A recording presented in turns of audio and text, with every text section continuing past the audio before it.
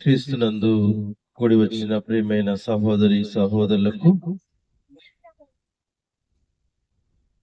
ముఖ్యంగా ఈ యొక్క సాయి చరణ్ కాలనీలో, కేపీహెచ్బి సాయి చరణ్ కాలనీలో ఉన్నటువంటి స్థానిక సంఘాన్ని, క్రీస్తు సంఘాన్ని నడిపిస్తున్నటువంటి మన ప్రియులు మనోహర్ గారికి, వారి కుటుంబానికి, అలాగే ఈరోజు నన్ను మీకు పరిచయం చేసినటువంటి వినోద్ గారికి నా యొక్క హృదయపూర్వక వందనాలు తెలియజేస్తూ ఉన్నాను. మాది కోదాడ అంటే విజయవాడ వెళ్ళే రూట్ లో హైవేలో ఉంటుంది, తెలంగాణ బోర్డర్.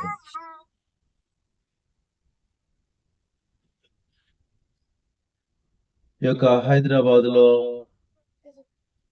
స్థానిక సంఘముగా కూడుకుంటున్నటువంటి మిమ్ములను దేవుని యొక్క వాక్యము చేత బలపరచడానికి మరియు నన్ను బలపరచుకోవడానికి దేవుడి రాత్రి కాల సమయంలో మనల్ని ఇక్కడికి చేర్చినటువంటి విధానాన్ని బట్టి మొట్టమొదటిగా దేవునికి కృతజ్ఞతాస్తుతులు చెల్లింపబద్దులమై ఉంటున్నాం.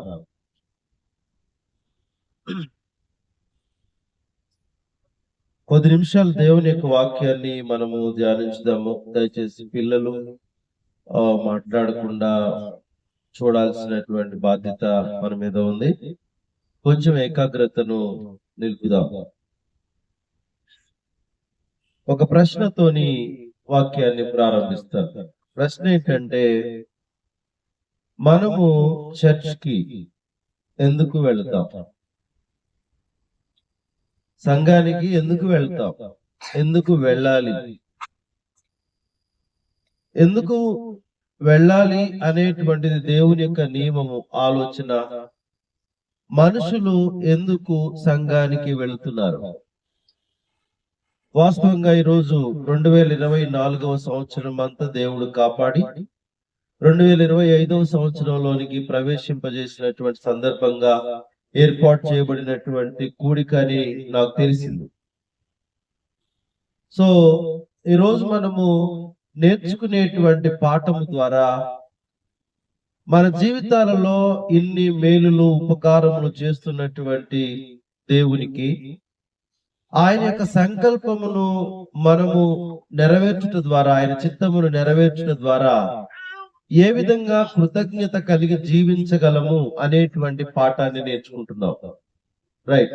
దానిలో భాగంగానే ఈరోజు మనము దేని గురించి మాట్లాడుకుంటున్నామంటే, నిజంగా ఎవరు దేవుని సన్నిధికి వచ్చినా కానీ ఆ దేవుని సన్నిధిలో ఆరాధన జరుగుతూ ఉంటుంది. ఆరాధన అనేటువంటి మాటకు అర్థము దేవుణ్ణి స్తుతించుట, మహిమపరచుట మరియు ఘనపరచుట, తర్వాత అర్పణలు అర్పించుట, కృతజ్ఞతాస్తుతులు చెల్లించుట అనేటువంటి అనేక పర్యాయ పదాల ద్వారా ఆరాధనను మనం నిర్వచిస్తాం. అయితే మనం ఇక్కడ ఏ పని చేసినా కానీ దేవుని యొక్క సంకల్పము, దేవుని యొక్క ఆలోచన ప్రకారము ఇక్కడ వచ్చి మనము చేయవలసినటువంటి పనుల ద్వారా మనం ఏం పొందాలి, ఏం జరగాలి అని దేవుడు కోరుకుంటున్నాడు.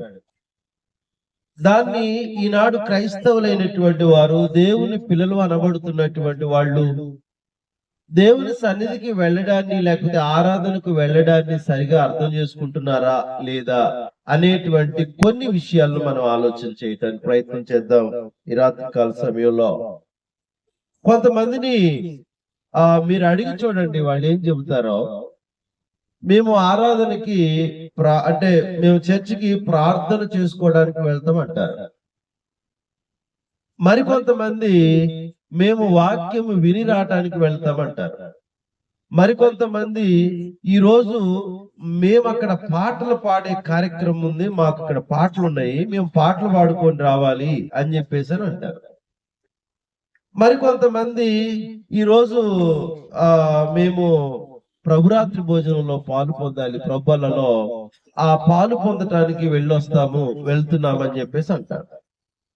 మరికొంతమంది దేవుడు మాకు ఇచ్చినటువంటి దానిలో నుండి కృతజ్ఞతగా ఆయనకి కొంత కానుకను సమర్పించడానికి వెళ్తున్నాము అని చెప్పేసి అంటారు. అంటే దేవుని సన్నిధికి వెళ్ళేటువంటి వాళ్ళు ఇన్ని రకాల కారణాలు, ఉద్దేశాలు, ఆలోచనలతో వెళ్తారా అంటే వెళ్తున్నారు. ఇన్ని రకాల ఆలోచనలతో, కారణాలతో దేవుని సన్నిధికి వెళ్తున్నారు. కానీ దేవుని సన్నిధికి ఎందుకు రావాలి అనేటువంటిది దేవుని యొక్క ఆలోచన. ఆ దేవుని సన్నిధికి వచ్చిన, లేకపోతే చర్చికి వచ్చినటువంటి మనము దాని నుండి ఏం పొందాలి అనేటువంటిది దేవుని యొక్క ఆలోచన. ఇది మనం కొంచెం లోతుగా పరిశీలన చేయవలసినటువంటి అవసరం ఉంది. సో నిజంగా ఈ రోజు అంటే నేను అడిగినటువంటి ప్రశ్నలు కొంతమంది వ్యక్తులు చర్చికి వెళ్ళేటువంటి వాళ్ళు మీరు గమనించినప్పుడు కూడా మేము మేము మేము దేవుని దగ్గర మొరపెట్టుకునేటువంటి అంశాలు చాలా ఉన్నాయి. మా ఇంట్లో ఉన్నటువంటి సమస్యల గురించో, లేకపోతే మాకు ఉద్యోగానికి సంబంధించినటువంటి అవసరాన్ని గురించో, లేకపోతే మా ఇంట్లో ఉన్నటువంటి వాళ్ళ అవసరాల గురించో, లేకపోతే ఇంట్లో ఉన్నటువంటి పరిస్థితులన్నీ, సో వాటన్నిటిని దేవుని ముందర పెట్టడానికి ఇదిగో మేము వెళ్తున్నాము అని చెప్పేటువంటి వాళ్ళు ఉన్నారు. నిజంగా ఒకవేళ ఈ కారణాలకే అయితే, మనం మాట్లాడుకున్నటువంటి ఈ కారణాలకే అయితే దేవుని సన్నిధికి వెళ్ళాలా? దేవుని సన్నిధికి వెళ్ళాలా? మీరు ఎప్పుడైనా ఇంట్లో ప్రార్థన చేసుకుంటారా? ప్రతిరోజు ఇంట్లో ప్రార్థన చేసుకున్నప్పుడు మీరు దేవుని ఏదైనా మనవి చేశారా? లేకపోతే ఏదైనా మీ కోరికని ఇంట్లో ఉన్నప్పుడు ప్రార్థన చేసినప్పుడు కోరి ఉంటారా? నేను ఇంట్లో ఉన్నాను కదా, కాబట్టి ఇంట్లో ఉండి చేస్తే నా ప్రార్థన దేవుడు ఆలకించడు అని ఇప్పుడు అనుకున్నారా? అనుకోరు. అంటే ప్రార్థన చేయటానికి అయితే దేవుని సన్నిధి దాకా వెళ్ళాల్సిన అవసరం లేదుగా, అంతే కదా? రైట్. సో ఇంట్లో ఎప్పుడైనా మీరు బైబిల్ చదువుకున్నారు. బైబిల్ చదివేటప్పుడు ఇది రైట్ ప్లేస్ కాదుగా బైబిల్ చదవటానికి. అసలు దేవుడు బైబిల్ చదవంది చర్చిలో కదా చదవమన్నది. కాబట్టి ఒకవేళ నేను తప్పు చేస్తున్నానేమో అనే ఫీలింగ్ ఎప్పుడైనా కలిగిందా? కలగలేదు. అంటే దాని అర్థం బైబిల్ ఇంట్లో కూడా చదవచ్చు. మరి అప్పుడు బైబిల్ చదవటానికైతే చర్చికి వెళ్ళాల్సిన అవసరం లేదుగా. ఎప్పుడైనా మీరు మీ సువార్థికుడో లేకపోతే ఇంకెవరో చెప్పినటువంటి వాక్యాన్ని మొబైల్లో రికార్డ్ చేసుకొని పెట్టుకొని ఇంట్లో వాక్యం విన్నారు. సో అలా వినొచ్చు. వాక్యము వినడానికి అయితే అక్కడ దాకా వెళ్ళాల్సినటువంటి అవసరం లేదు కదా. ప్రభురాత్రి భోజనం మీరు ఆలోచన చేసినప్పుడు ఎప్పుడైనా సరే మీకు అనారోగ్యంగా ఉన్నప్పుడు మీ ఇంటికి వచ్చి ఎవరైనా ప్రభు వల్ల ఇచ్చిన సందర్భాలు ఉన్నాయా? ఎప్పుడైనా సరే నేను ఇక్కడ ప్రభు వల్ల తీసుకోకూడదు, నేను చర్చిలో కదా తీసుకోవాలి అని ఎప్పుడన్నా అనుకున్నారా? అనుకుని ఉండరు. నాకున్న పరిస్థితి దేవుడికి తెలుసు కాబట్టి తప్పదు అని చెప్పేసి అని అనుకుంటారు. ఎప్పుడైనా మీ సువార్థికుడో లేకపోతే ఇంకెవరో దైవజనుడు ఇంటికి వచ్చినప్పుడు కానుకిచ్చారా? నేను ఇలా ఇవ్వకూడదు కదా, అక్కడ కదా ఇవ్వాల్సింది దేవుని సన్నిధిలో కదా అని చెప్పేసి ఎప్పుడన్నా అనుకున్నారా?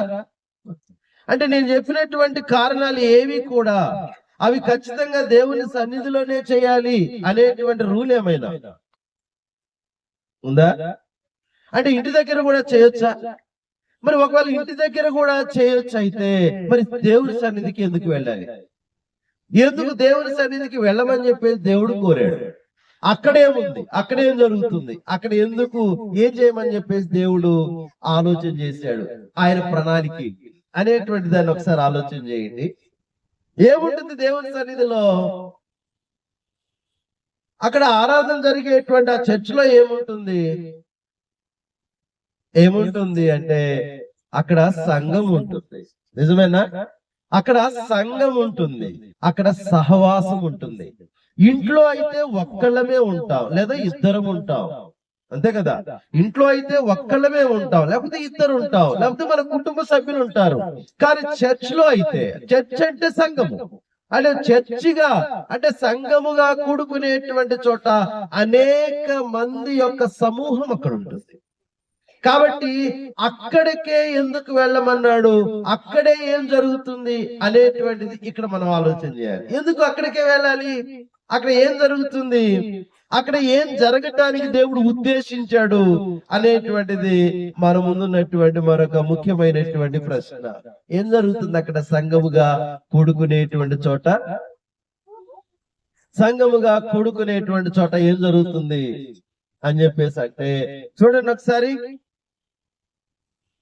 కొరింథీయులకు రాసినటువంటి మొదటి పత్రిక 14వ అధ్యాయము, కొరింథీయులకు రాసినటువంటి మొదటి పత్రిక 14వ అధ్యాయము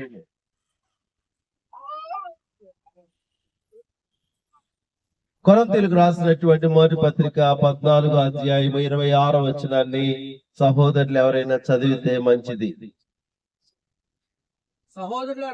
సహోదరులారా, ఇప్పుడు మీలో ఏమి జరుగుతున్నది, మీరు కూడి వచ్చినప్పుడు ఒకడు ఒక కీర్తన పాడవలనని ఉన్నాడు, మరి ఒకడు బోధింపవలనని ఉన్నాడు, మరి ఒకడు తనకు బయలుపరచబడినది ప్రకటన చేయవలనని ఉన్నాడు, మరి ఒకడు భాషతో మాట్లాడవలనని ఉన్నాడు, మరి ఒకడు అర్థము చెప్పవలనని ఉన్నాడు. సరే, సమస్తమును క్షేమాభివృద్ధి కలుగుటకై జరగనీయుడిది. ఎక్కడిదంతా జరిగేది, సంఘములో. ఏం జరుగుతుంది, ఒకడు పాట పాడుతున్నాడు అంతే కదా, ఒకరు కీర్తనలు చదువుతున్నారు, ఒకరు బోధిస్తున్నారు, ఒకరు భాషతో మాట్లాడుతున్నారు, ఒకడు భాషకు అర్థం చెబుతున్నాడు, మరొకడు మరొకటి. సో ఈ విధంగా దేవుడు ఎవరికి ఇచ్చిన తలాంతుని బట్టి వాళ్ళు ఆ విధంగా వాడబడుతున్నారు సంఘంలో. వాళ్ళని దేవుడు ఉపయోగించుకునేటువంటి దాని ద్వారా మనకేం కలుగుతుందంటే బోధ కలుగుతుంది, హెచ్చరిక కలుగుతుంది, దాని ద్వారా క్షేమాభివృద్ధి జరుగుతుంది. అంతేనా? అంటే ఈ క్షేమాభివృద్ధి అనేటువంటి కార్యక్రమం అనేటువంటిది ఎక్కడ డిజైన్ చేయబడింది, ఎక్కడ నియమించబడింది అంటే సంఘములో క్షేమాభివృద్ధి ఉంది, సంఘము ద్వారా క్షేమాభివృద్ధి ఉంది. అందుకనే సమాజముగా కూడుకున్న చోట ఇది జరగాలి, అందుకే సమాజంగా కూడుకోవాలి అనేటువంటి దాన్ని దేవుడు తెలియజేశాడు. అందుకే మీరు ఏది చేసినా సరే సమస్తమును దేన్ని మిత్తము చేయాలి, క్షేమాభివృద్ధి కొరకు చెయ్యాలి. సమస్తమును క్షేమాభివృద్ధి కలుగుటకై జరగనీయుడి అని చెప్పేసి అంటున్నాడు. క్షేమాభివృద్ధి అంటే అర్థమేంటి, క్షేమాభివృద్ధి అంటే అర్థమేంటి? క్షేమాభివృద్ధి అనేటువంటి మాట ఇంగ్లీష్ లో ఏముందంటే ఎడిఫికేషన్, ఎడిఫికేషన్ అనేటువంటి పదం ఉపయోగించబడింది. దానికి లిటరల్ మీనింగ్ ఏంటంటే టు బిల్డ్ అని అర్థము. లిటరల్ మీనింగ్ అంటే దాని అర్థం ఏంటంటే కట్టబడుట అని అర్థం. అంటే క్షేమాభివృద్ధి అంటే కట్టబడుట, క్షేమాభివృద్ధి అంటే కట్టబడుట అనేటువంటి పదానికి వాడబడిన మరొక పర్యాయ పదం ఏంటంటే బైబిల్లో ఆత్మ సంబంధముగా బలపడుట లేకపోతే ఎదుగుట. అంటే ఈ కార్యక్రమం ఎక్కడ జరుగుతుంది అంటే సంఘములో జరుగుతుంది, సంఘముగా కూడుకున్న చోట జరుగుతుంది. అందుకనే ఇండివిజువల్ వర్షిప్ కంటే కూడా చర్చ్ గా సంఘముగా కూడుకొని మనము ఆరాధించేటువంటి ఆరాధన ద్వారా క్షేమాభివృద్ధి పొందాలి అనేటువంటిది దేవుని యొక్క ఆలోచన. కాకపోతే మనుషులు చాలా మంది వాళ్ళ యొక్క భౌతికమైనటువంటి పరిస్థితులను అడ్వాంటేజ్ గా తీసుకొని, వాళ్ళ యొక్క ఆలోచనలను అడ్వాంటేజ్ గా వాళ్ళకి సానుకూలంగా తీసుకొని ఏం చేస్తారంటే సంఘముగా కూడుకొనుటను గైర్హాజరవుతున్నారు, సంఘముగా కూడుకొనుట విషయంలో నిర్లక్ష్యం చేస్తున్నారు. అందుకనే దేవుడు దాన్ని హెచ్చరించినటువంటి సందర్భాలు కూడా ఉన్నాయా? మీరు సమాజముగా కూట ఏం చేయొద్దు, మారవద్దు అని చెప్పేసి అన్నాడు. హెబ్రీయులకు రాసినటువంటి పత్రిక 10వ అధ్యాయము 24వ వచనాన్ని గమనించండి. హెబ్రీయులకు రాసినటువంటి పత్రిక 10వ అధ్యాయము 24వ వచనము.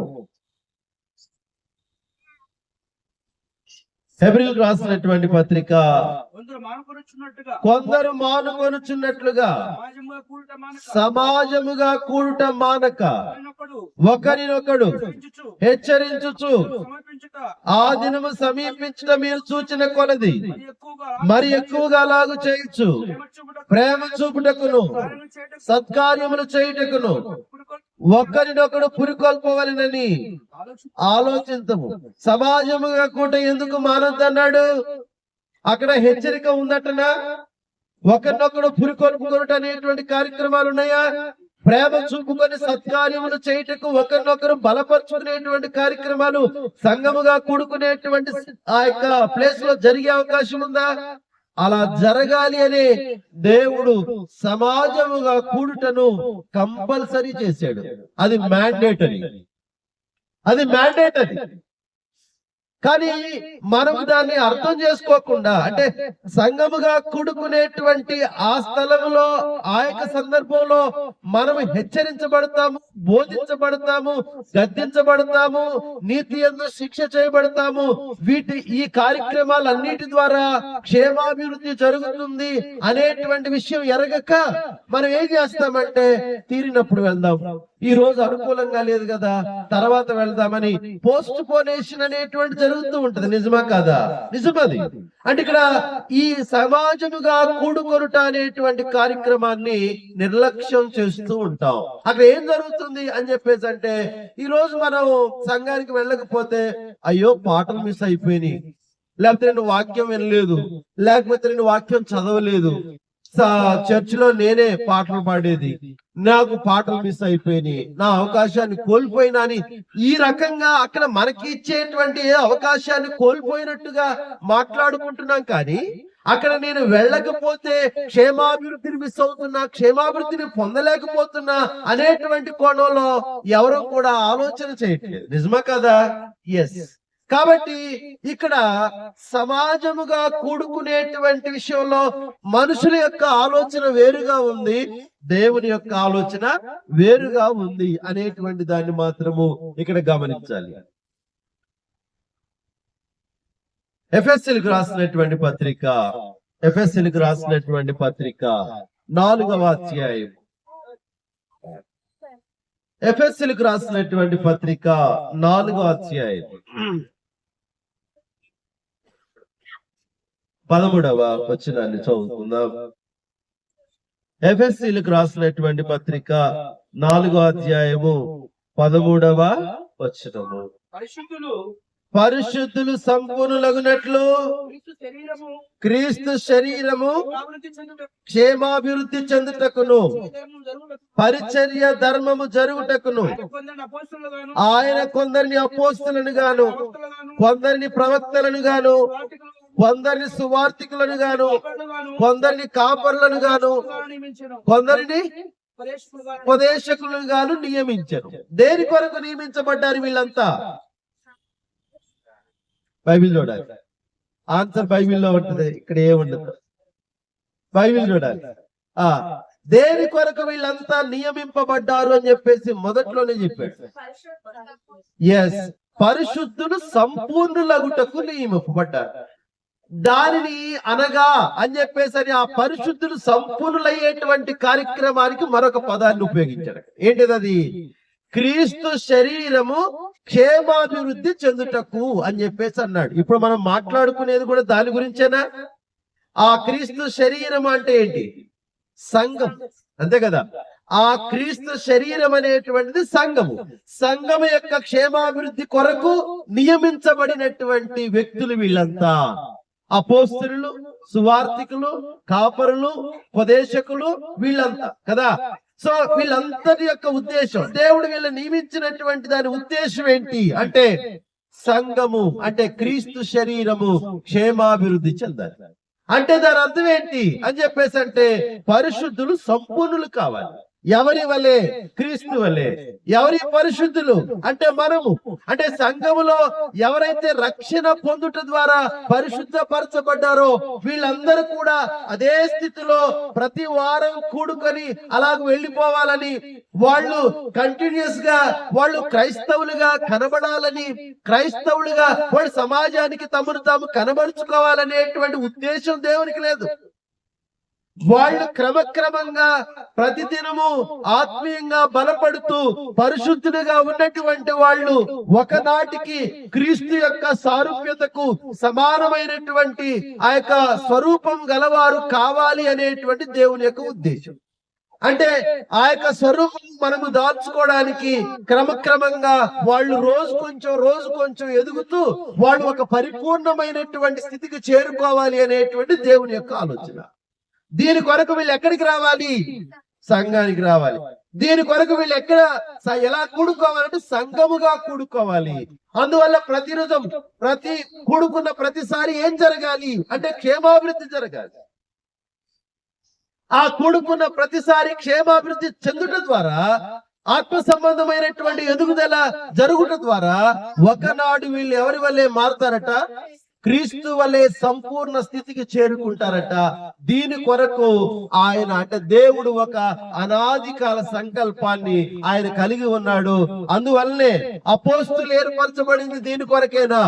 సువార్తికులు ఏర్పరచబడింది ఈ పని కొరకేనా? తర్వాత కాపరులు అనేటువంటి వాళ్ళు ఎవరైతే ఉన్నారో వాళ్ళు కూడా ఏర్పరచబడింది దీని కొరకేనా? తర్వాత ఉపదేశకులు అనేటువంటి వాళ్ళు ఏర్పరచబడింది దీని కొరకే. సో దీని కొరకు ఎంత మందిని నియమించాడు చూడండి దేవుడు. ఏంటి అల్టిమేట్ గోల్ అని చెప్పేసి అంటే మనం అందరం కూడా ఉన్న స్థితిలో ఉండాలి అని కాదు. ఈ ఉన్నటువంటి స్థితిలో నుండి మనం క్రమక్రమంగా ఎదగాలి అనేటువంటి దాన్ని కోరుకుంటున్నాడు. అందువల్లే దేవుడు ఏం చేస్తున్నాడు? ఏమని చేయమంటున్నాడంటే సమాజముగా కూడుట మానొద్దు. అంటే మానొద్దు అంటే ఏం చేయమంటున్నాడు? ప్రతిరోజు కూడా సమాజముగా మీరు కూడుకొని ఆత్మీయముగా బలపడటకు, ఒకడు కీర్తనలు పాడినా, ఒకడు బోధించినా, ఒకడు అర్థం చెప్పినా, మరొకడు ప్రార్థన చేసినా, మరొకడు ఇంకొక ఏదైనా సరే చేసినా కానీ సమస్తమును దేని నిమిత్తము దేని కొరకు చేయండి? క్షేమాభివృద్ధి కలుగు నిమిత్తము సమస్తమును చేయండి అనేటువంటిది దేవుడు కోరుకుంటున్నాడు. అందుకే మనము ఇక్కడికి కూడి వచ్చి ఉన్నాం. అందుకే ఇక్కడికి మనం కూడి వచ్చి ఉన్నాం. ఒకవేళ ఇది జరగకపోతే ఏమవుతుంది? ఒకవేళ ఇది జరగకపోతే ఏమవుతుంది? సంఘముగా కూడుకొనకపోతే ఏమవుతుంది అని చెప్పేసి అంటే హెబ్రీయులకు రాసినటువంటి పత్రికను ఒకసారి మీరు గమనించండి, 5వ అధ్యాయాన్ని. ఇదే హెబ్రీయులకు రాసినటువంటి పత్రిక 10వ అధ్యాయం 24వ వచనం కదా ఇంతకు ముందు మనం చదివింది. కొందరు ఏం చేస్తున్నారట? చెప్పట్లే ఎవరు. కొందరు ఏం చేస్తున్నారట? 10వ అధ్యాయం 24వ వచనంలో ఎవరు మాట్లాడట్లేదు అంటే మీరు చూడట్లేదేమో. కొందరు ఏం చేస్తున్నారట? సమాజముగా కూడుటను మానుతున్నారట. సో కాబట్టి అక్కడ అలాంటి పరిస్థితులు ఉన్నాయి కాబట్టి అక్కడ ఉన్నటువంటి ఒక సిచ్యువేషన్ చెబుతున్నాడు చూడండి. హెబ్రీయులకు రాసినటువంటి పత్రిక 5వ అధ్యాయం. హెబ్రీయులకు రాసినటువంటి పత్రిక 5వ అధ్యాయం 11వ వచనాన్ని గమనించండి. 11 నుండి, ఇందును గూర్చి మేము చెప్పవలసినవి అనేక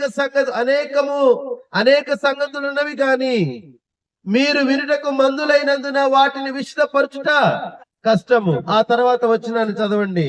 12వ వచనంలో కాలాన్ని బట్టి చూస్తే మీరు ఎలా ఉండవలసినటువంటి వారు? బోధకులుగా. కానీ ఎలా ఉన్నారట? దేవోక్తులలో మొదటి మూల పాఠములను ఒకడు మీకు మరలా బోధింపవలసి వచ్చెను. కాలాన్ని బట్టి చూస్తే వాళ్ళు ఎలా ఉండాలి? బోధకులుగా ఉండాలి. అంతేనా? అంటే చాలా సీనియర్ క్రిస్టియన్స్ కదా. అవును. కానీ ఎలా ఉన్నారట? దేవోక్తులలోనే మొదటి మూల పాఠాలు ఒకడు మరలా వాళ్ళకి బోధించేటువంటి పరిస్థితిలో ఉన్నాడు. అంటే వేరొకరి చేత నేర్చుకునేటువంటి స్థితిలో ఉన్నారంటే ఎందువల్ల జరిగినటువంటి పరిస్థితి ఇది? ఎందువల్ల ఇలా ఉన్నారు అని చెప్పేసి అంటే దానికి గల కారణం ఏంటో తెలుసా? వాళ్ళ ఆత్మ సంబంధమైనటువంటి ఎదుగుదలను నిర్లక్ష్యం చేశారు. ఆ విషయంలో వాళ్ళకి ఏకాగ్రత గాని వాళ్ళకి ఆసక్తి లేదు. అందువల్ల ఆ ఆసక్తి లేకపోవడం వల్ల వాళ్ళు ఏం చేస్తూ వచ్చారంటే సమాజముగా కూడటం మానుతూ వచ్చారు. ఆ సమాజముగా కూడటం మానిన దాని ఫలితమే ఏంటంటే ఇది ఏంటి, కాలాన్ని బట్టి చూస్తే వాళ్ళు బోధకులుగా ఉండవలసినటువంటి వాళ్ళు దేవోక్తులలో మొదటి మూల పాఠములను వేరొకరి నుండి నేర్చుకునేటువంటి స్థితిలో వాళ్ళు ఉన్నారు. చాలా మంది క్రైస్తవులు నేను చూసా, అమ్మా ఎంతకాలమైంది మీరు క్రీస్తుని నమ్ముకొని, ఎంతకాలమైంది మీరు క్రైస్తవులే అంటే, అయా మేము క్రీస్తుని నమ్ముకొని 20 సంవత్సరాలు, 25 సంవత్సరాలు, తర్వాత 15 సంవత్సరాలు, 10 సంవత్సరాలు. అమ్మా మరి ఎవరికైనా ఒకవేళ ఎవరైనా మీ దగ్గరికి వచ్చి నేను రక్షణ పొందాలనుకుంటున్నాను, కొంచెం నాకు కొన్ని విషయాలు చెబుతారా అని మిమ్మల్ని ఎవరన్నా అడిగితే మరి మీరు వాళ్ళకు వాక్యం ఏమైనా చెప్పగలరా అంటే, అయ్యా నేను చెప్పలేనులే గాని మా అయ్యగారి దగ్గరికి తీసుకొని పోతే ఆయన చెబుతాడు. మరి 10 సంవత్సరాలైంది, 15 సంవత్సరాలైంది, 20 సంవత్సరాలైంది రక్షణ పొంది, మరి ఇంతవరకు కూడా నువ్వు నేర్చుకున్నా అంటే నీవు బాప్తిసం పొందటానికి, రక్షణ పొందటానికి ఏ విషయాల్లో అయితే నేర్చుకొని తీసుకున్నావో అదే విషయాలు ఇంకొకరికి చెప్పగలిగేటువంటి సామర్థ్యం గాని అలాంటి జ్ఞానం గాని నీకు లేనటువంటి పరిస్థితిలో నువ్వు ఉన్నావు అని చెప్పేసి అంటే నీ ఆత్మీయమైనటువంటి స్థితి ఎలా ఉందో ఒక్కసారి ఆలోచన చేయి. రక్షణ పొందటానికి అవసరమైనటువంటి ప్రాథమికమైనటువంటి విషయాలు మూలపాఠాలు కదా. ఈ మూలపాఠాలు మరొకరికి చెప్పేటువంటి స్థితిలో ఈ రోజు క్రైస్తవుడు లేడు అనేటువంటి మాట ఎంత బుద్ధి లేనటువంటి పరిస్థితి, ఎంత జ్ఞానం లేకపోతే ఈ మాట మనం మాట్లాడాలి. అంటే మనం కూడా ఈ యొక్క హెబ్రీ లాగానే ఉన్నామా? కాలాన్ని బట్టి చూస్తే 15 సంవత్సరాలైంది రక్షణ పొందినటువంటి వ్యక్తి ఇంకొక వ్యక్తికి రక్షణ గురించి బోధించవలసినటువంటి సామర్థ్యాన్ని కలిగి ఉండాలా? మీరు చెప్పట్లే ఎవరు సమాధానం, నిజమా కదా? ఒక 15-20 సంవత్సరాల అనుభవం కలిగినటువంటి క్రైస్తవుడు రక్షణ గురించి ఇతరులకు బోధించేటువంటి సామర్థ్యాన్ని కలిగి ఉండాలా లేదా? ఖచ్చితంగా కలిగి ఉండాలి. అలాంటిది ఈ రోజు ఎవరైనా మీ దగ్గరికి వచ్చి అమ్మా ఈ విషయంలో నాకు సరైనటువంటి అవగాహన లేదు, దీని గురించి కొంచెం వివరిస్తారా అంటే, ఏంటి రక్షణ గురించా, బాప్తిసాన్ని గురించా? నాకు తెలియదు కానీ నాతో రండి, నేను మా అయ్యగారి దగ్గరకు తీసుకొని పోతా, లేకపోతే అమ్మగారితో నేను చెప్పిస్తా, మరొక సహోదరుడు ఉన్నాడు అతను మీకు బాగా చెబుతాడని చెప్పేసి ఇంకొకరి దగ్గరికి తీసుకొని వెళుతున్నాము అని చెప్పేసి అంటే మన పరిస్థితి ఎలా ఉందో ఒకసారి ఆలోచన చేయండి. కాలాన్ని బట్టి చూస్తే బోధకులుగా ఉండవలసినటువంటి మనము దేవోక్తులలో మొదటి మూల పాఠాలని మనము ఇతరులకు బోధించే స్థితిలో లేమంటే నేర్చుకునే స్థితిలో ఉన్నట్టే కదా. అంటే మనం కూడా హెబ్రీలు ఎలాగున్నారో అలాగున్నట్టేగా. ఇలా ఎందుకు జరుగుతుంది ఆలోచన చేశారా ఎప్పుడైనా? ఇలా ఎందుకున్నాం ఎప్పుడైనా ఆలోచన చేశారా? ఇలా మనమే కాదు చాలా మంది ఉన్నారు. ఎందుకు ఇలా అని చెప్పేసి అంటే నేను కారణాన్ని చెబుతాను, దయచేసి అంగీకరించండి. కారణం ఏంటంటే ఈనాడు క్రైస్తవులు అనేటువంటి వాళ్ళు ఫార్మాలిటీగా ప్రతి ఆదివారం కూడుకుంటున్నారు. ఆదివారం కూడుకునే, ఇందాక ఎవరో సహోదరి పాట పాడారు కదా, రైట్, ఆదివారం కూడుకునేటువంటి నామకార్థ క్రైస్తవులు చాలా మంది నేడున్నారు. ఆదివారం కూడుకునేటువంటి వాళ్ళు. ఈ ఆదివారం ఎందుకు కూడుకోవాలి అంటే క్రైస్తవులం కాబట్టి కూడుకోవాలి. కానీ నిజంగా దానికే కూడుకోవాలా, లేకపోతే దాని వెనక దేవునికి ఏమైనా ఉద్దేశం ఉందా తెలియదు. కానీ క్రైస్తవులందరూ అంటే దేవుడు క్రైస్తవులు ఇలాగే కూడుకోమన్నాడా? దేవుని యొక్క ఆలోచన ఏంటి? కొందరు మానుకొనుచున్నట్టుగా సమాజంగా మానవద్దు అని చెప్పినటువంటి దేవుని యొక్క వాక్యము ఎప్పుడెప్పుడు కూడుకునే దాని గురించి చెబుతున్నాడు? ఆదివారమా? కాదు. అపోస్తల కార్యములు 2వ అధ్యాయం ఒకసారి మీరు గమనించండి. అపోస్తల కార్యం 2వ అధ్యాయంలో మొట్టమొదట యెరూషలేములో ప్రారంభించబడిన క్రైస్తవ ప్రపంచానికి మొత్తానికి కూడా మాదిరిగా ఉన్నటువంటి సంఘం ఏదైతే ఉందో ఆదిమ సంఘము యెరూషలేములో ప్రారంభించబడినటువంటి సంఘము ఎప్పుడెప్పుడు కూడుకున్నారో తెలుసా? ఒకసారి చూడండి, అపోస్తల కార్యములు 2వ అధ్యాయము. అపోస్తల కార్యములు 2వ అధ్యాయము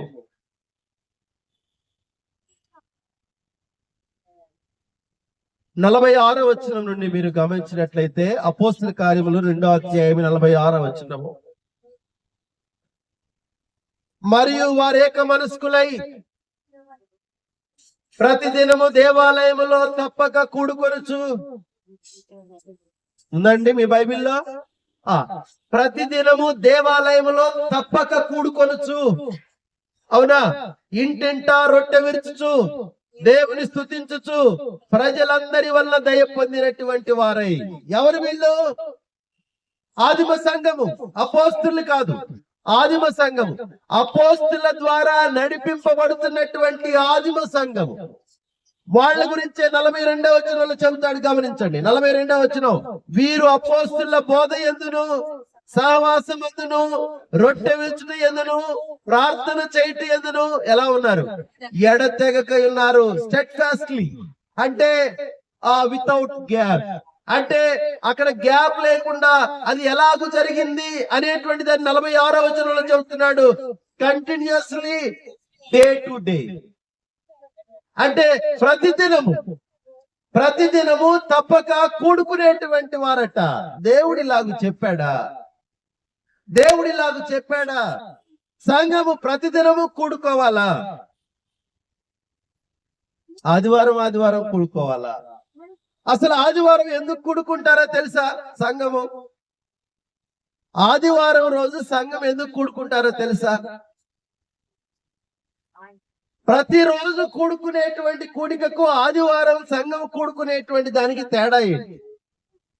ప్రతి ఆదివారం రోజున సంఘము ప్రభురాత్రి భోజనంలో పాలు పొందటానికి కూడుకుంటారు. కానీ సంఘము కూడుకునేటువంటి మరి రోజు ఎప్పుడు అంటే ప్రతిరోజు కూడుకునేవాడు. ఇది ఆనవాయితీ, లేకపోతే మాదిరి. ఎవరి మాదిరి అంటే ఆదిమ సంఘము నేడు క్రైస్తవులకు చూపించినటువంటి మాదిరి. దురదృష్టవశాత్తు ఏంటంటే ఈ రోజు మనం ఆ మాదిరిని వెంబడించలేకపోతున్నాం, ఆ మాదిరిని మనం పాటించలేకపోతున్నాం. అదేంటండి మీరు అలాగ మాట్లాడుతున్నారు? మరి మనకి పనులుండవా? ఆదివారం అంటే సెలవు కాబట్టి మనం కూడుకుంటున్నాము, మరి మిగిలినటువంటి రోజులు ఎలా కూడుకుంటాం? చాలా మంది అడిగే ప్రశ్న. అవునా?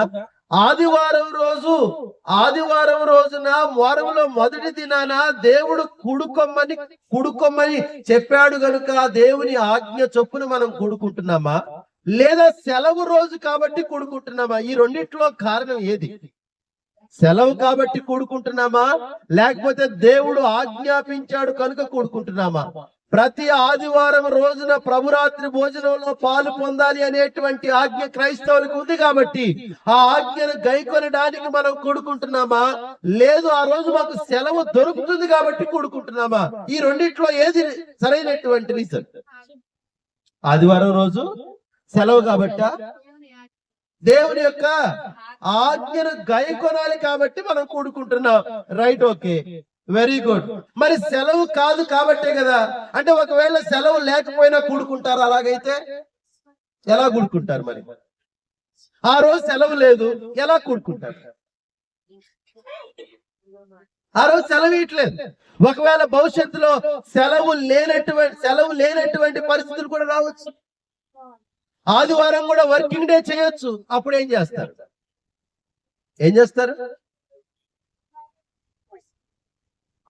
కూడుకోమంటారా? లేకపోతే మార్నింగ్ లేకపోతే ఈవినింగ్ మనకు అనుకూలమైనటువంటి టైం ఏదో ఒకటి సెట్ చేసుకుంటామా? నిజంగా అదే జరిగిద్దా లేదా? ఖచ్చితంగా ఆ రోజు కూడుకుంటాం. కానీ అది మనకి అందరికి కన్వీనియంట్ గా ఉండేటువంటి టైం ఆఫ్టర్నూనా, మార్నింగా, ఈవినింగా ఏదో ఒక టైం అయితే ప్లాన్ చేసుకుంటాం, సెలవులు లేకపోయినా. మరి అలాగైతే మరి ప్రతిరోజు సంఘము కూడుకోవాలనేటువంటి దేవుని నియమం, మన నియమం కాదు. సో చాలా వరకు దేవుని యొక్క వాక్యాన్ని మనుషులు మనకు అనుకూలంగానే మలుచుకుంటున్నారు. మనుషులకు అనుకూలంగానే మలుచుకుంటున్నారు. సో ఆదిమ సంఘము ఎవరైతే ఇక్కడ మనకి మాదిరిగా ఉంచబడ్డారో వాళ్ళైతే ప్రతిదినము దేవాలయంలో తప్పక కూడుకునేటువంటి వారట. మనము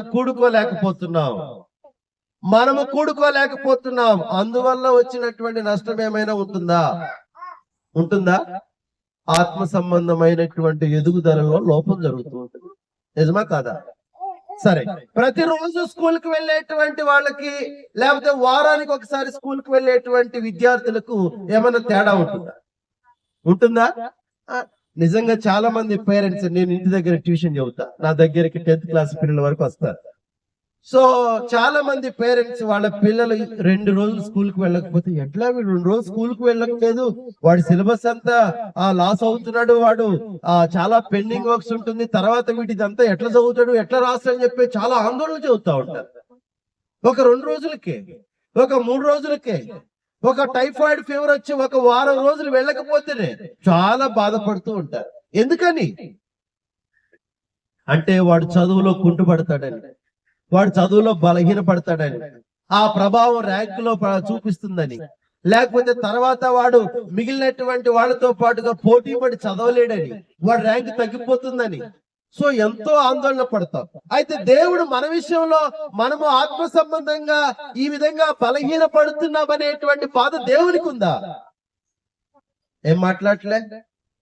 మనము ఆత్మ సంబంధంగా బలహీన పడుతున్నాము, ప్రతిరోజు మనం కూడుకోలేకపోతున్నాము, కనీసం వారంలో 2 రోజులు 3 రోజులైనా సరే ఏదో ఒక కూడిక, గృహ కూడిక ద్వారానో, కృతజ్ఞత కూడిక ద్వారానో, ఏదో ఒక పేరున సంఘముగా కూడుకొని ఆత్మ సంబంధంగా బలపడేటువంటి కార్యక్రమాలు జరగట్లేదనేటువంటి బాధ దేవునికి ఉందా? దేవునికి ఉంటుందా? అంటే దేవునికి ఉంటుంది. మీ పిల్లలు సరిగా, అంటే వాళ్ళ వయసుకు తగ్గటువంటి విధంగా, తగిన విధంగా వాళ్ళు శారీరకంగా ఎదగకపోతే మీకు బాధ ఉండదా? ఉంటుంది కదా.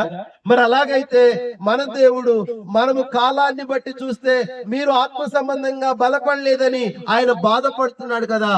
దేవోక్తుల్లో మొదటి మీకు పాఠములు, మూల పాఠములు బోధింపవలసి వచ్చెను అని చెప్పేసి ఆయన బాధపడుతున్నాడు కదా. గ్రంథకర్త రాస్తూ బాధపడుతున్నాడు. అది దేవుని యొక్క బాధను గ్రంథకర్త వ్యక్తం చేస్తున్నాడు. మరి మన విషయంలో దేవునికి ఆ బాధ ఉండదా? ఉంటుంది కదా. అలాగైతే మనము ఆత్మ సంబంధంగా బలపడినట్లు సంఘముగా కూడుకొనుటను నిర్లక్ష్యం చేయొద్దని, సంఘముగా సమాజముగా కూట నిర్లక్ష్యం చేయొద్దని దేవుడు చెప్పినటువంటి మాటను ఎందుకు మనం నిర్లక్ష్యం చేస్తున్నాం? ఒకసారి ఆలోచన చేయండి. అపోస్తల కార్యములో 2వ అధ్యాయం 42వ వచనము 46వ వచనంలో ఆదిమ సంఘము ప్రతి దినము కూడుకున్నట్లుగా మనం చూసాం కదా. దాని యొక్క ఫలితం ఏంటో చూడండి. ఈ ఆదిమ సంఘం అనేటువంటి వాళ్ళు ఎంత ఆత్మీయంగా బలపడ్డారు, వాళ్ళ యొక్క ఆత్మీయమైనటువంటి అభివృద్ధి ఎలా ఉంది అనేటువంటి దాన్ని 4వ అధ్యాయంలో చూద్దాం. అపోస్తల కార్యములు 4వ అధ్యాయం చూడండి ఒకసారి. అపోస్తల కార్యములు 4వ అధ్యాయం 4వ అధ్యాయం 32వ వచనము. 4వ అధ్యాయం 32వ వచనము. విశ్వసించినటువంటి వారందరూ ఏక హృదయమును ఏకాత్మయు గలవారయుండిరి. ఎవడును తనకు కలిగినటువంటి వాటిలో ఏది తనదని అనుకోలేదట. వారికి కలిగినదంతయు వారికి సమిష్టిగా ఉండిరి. సమిష్టిగా ఉంటెను అంటే ఉంచుకున్నారు. ఇదియుగాక అపోస్తులు బహుబలముగా ప్రభు అయిన యేసు పునరుత్థానమును గురించి సాక్ష్యం ఇచ్చిరి. దైవకృప అందరి యందు అధికముగా ఉండెను. భూములైనను ఇండ్లైనను కలిగినటువంటి వారందరూ వాటిని అమ్మి వాటి వెల తెచ్చి అపోస్తుల పాదముల యొద్ద పెట్టుచు వచ్చారట. వారు ప్రతి వారికి వాని అక్కర కొలది పంచిపెట్టిన గనుక వారిలో ఎవరికి పొదువలేకపోయిను. ఇది ఆదిమ సంఘం. ఆదిమ సంఘం ఎలా ఉంది, వాళ్ళు ఎలా ఆలోచన చేశారు, వాళ్ళ హృదయం ఎలా ఉంది, వాళ్ళ మనసు ఎలా ఉందో ఇక్కడ మీరు చూడగలిగితే, చూస్తే మీకు అర్థమవుతుంది, కనబడుతుంది. అయితే ప్రశ్న ఏంటంటే, వీళ్ళు ఇంత ఆత్మీయంగా ఉన్నారు, వీళ్ళు ఇంత సమానంగా ఉన్నారు, ఇంత ఐక్యంగా ఉన్నారు, ఇలాంటి హృదయాన్ని కలిగి ఉన్నారు, ఇంత సమానత్వాన్ని కలిగి ఉన్నారు, వారిలో ఎవరెవరికి ఏం కావాలో చూడగలిగిన పరిస్థితిలో ఉన్నారు, వాళ్ళందరూ ప్రేమ కలిగి జీవించారు. ఇంత ఆత్మీయంగా వాళ్ళు ఎలా ఎదగలిగారు అంటే దానికి ఒకే ఒక కారణం ఏంటంటే, వాళ్ళు అపోస్తుల బోధ యందును, సహవాసమందును, రొట్టె విరుచుట యందును, ప్రార్థన చేయటి యందును ఎలా ఉన్నారు? ఎడతెగకై ఉన్నారు. దాని యొక్క ఫలితం ఇది. అంతేనా? 46వ వచనంలో మీరు గమనించినట్లయితే వారు ప్రతిదినము దేవాలయములో తప్పక కూడుకొనుచు ఈ కార్యక్రమాలన్నిటి ద్వారా వాళ్ళు ఏం పొందుతున్నారు అంటే క్షేమాభివృద్ధిని పొందుతున్నారు, ఆత్మ సంబంధంగా బలపడుతున్నారు. అందువలన వీళ్ళు ఇంత ఆత్మీయంగా బలంగా ఉన్నారు. ఎప్పుడో నెలకొకసారి చర్చిలో కనపడేటువంటి వాళ్ళు ఎంత ఆత్మీయంగా ఉంటారు మీరు చెప్పాలి. ఎప్పుడో సంవత్సరానికి ఒకసారి పండగలప్పుడు కనపడేటువంటి వాళ్ళు ఎంత ఆత్మీయంగా ఉంటారో మీరు చెప్పాలి. నిజమేనా కదా? ఎప్పుడో ఒకసారి 6 నెలలకు ఒకసారి 3 నెలలకు ఒకసారి అలా అలా అట్లా వచ్చి ఇట్లా ఇన్స్పెక్టర్ లాగా వచ్చిపోయేటువంటి వాళ్ళు ఎంత ఆత్మీయంగా ఉంటారో మీరు చెప్పాలి. అలా కాకుండా ప్రతిరోజు అంటే సంఘము ఏర్పాటు చేసినటువంటి ప్రతి కూడికలో కనబడుతూ ఆసక్తిగా పాల్గొంటూ వాక్యాన్ని చదువుతూ నేర్చుకుంటూ పాటలు పాడుతూ హెచ్చరించబడుతూ బోధించబడుతూ మరియు ఒకరినొకరు ఆదరించుకొనుచు ప్రేమ చూపుకుంటూ సత్కార్యములు చేయటకు ఒకరినొకరు పురికొల్పుకునేటువంటి మరికొంతమంది సంఘ సభ్యులు ఎంత ఆత్మీయంగా ఉంటారో, ఎంత దినదినము ఎదుగుతారో మీరు చెప్పాలి.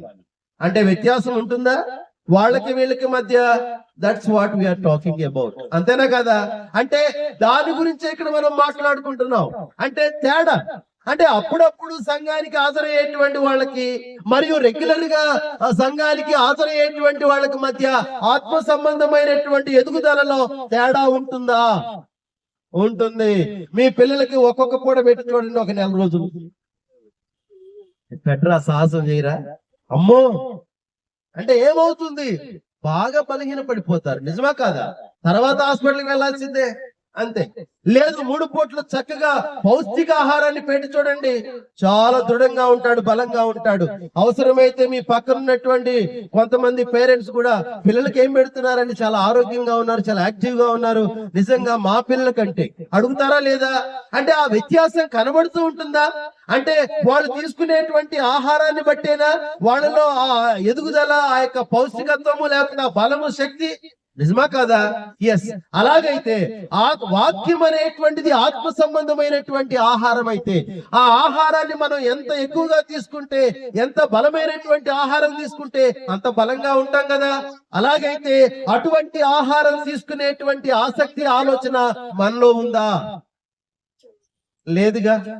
ఎందుకు లేదు అంటే ఇది అసలు ఆహారం అని తెలిస్తేగా, ఇది ఆహారం అని తెలిస్తేగా, దీని వల్ల బలపడతామనేటువంటి విషయం తెలిస్తే కదా, అసలు ఆ సోయి ఉంటే కదా.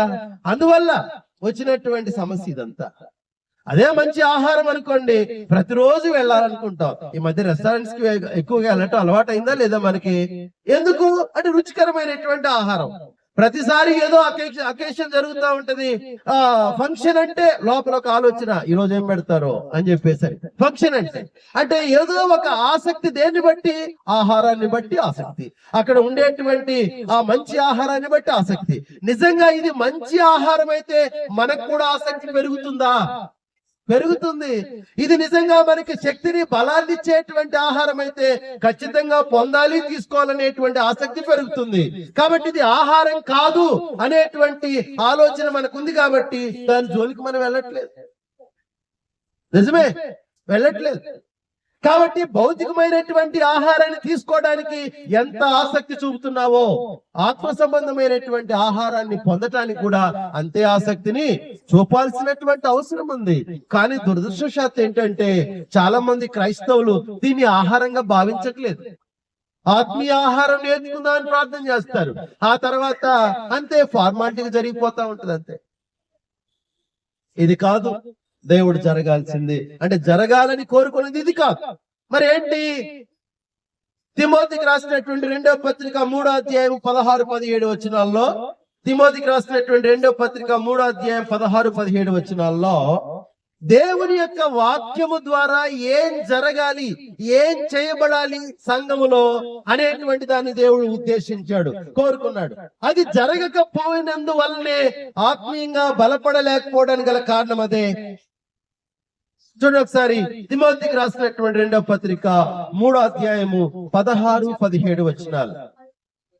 దైవజనుడు సన్నద్ధుడై ప్రతి సత్కార్యమునకు పూర్ణముగా సిద్ధపడి ఉండునట్లు దైవావేశం వల్ల కలిగిన ప్రతి లేఖనము ఉపదేశించుటకును, ఖండించుటకును, తప్పుదిద్దుటకును, నీతి యందు శిక్ష చేయుటకును ప్రయోజనకరం అంటే ఉపయోగకరమనేనా?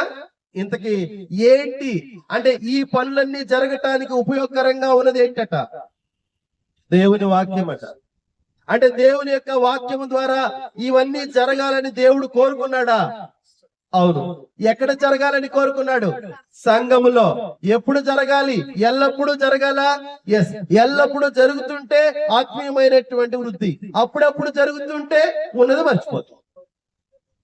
మర్చిపోతాం అంతే. నిజమే.